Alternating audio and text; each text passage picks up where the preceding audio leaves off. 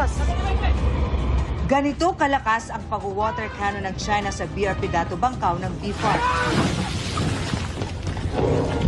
Kasama noon ng Dato Bangkaw ang BRP Bagakay ng Philippine Coast Guard para sa maritime patrol at pamamahagi ng pagkain at diesel sa mga mangingisda. Pero ayon sa PCG, 4 na China Coast Guard at 6 na Chinese militia vessel ang nagsagawa ng dangerous maneuvers at nangharang sa mga barko ng Pilipinas. Sobrang lakas. Nagawa mo water cannon.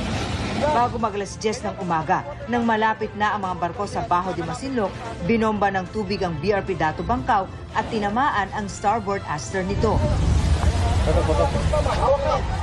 Habang tuloy sa pag-water cannon, nagkabanggaan ang China Coast Guard at ang BFAR vessel. Nangangamoy, nangangamoy. Yan.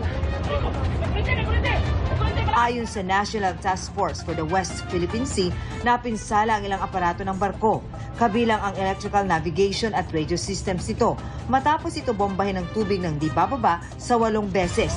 3 beses din itong binangga ng CCG at Maritime Militia. Balik po ka, balik po. Balik tayo. Balik up. Sa kuha namang ito mula sa PCG, kitang pinagtutulungan ng 2 barko ng China ang BRP Bagakay ng PCG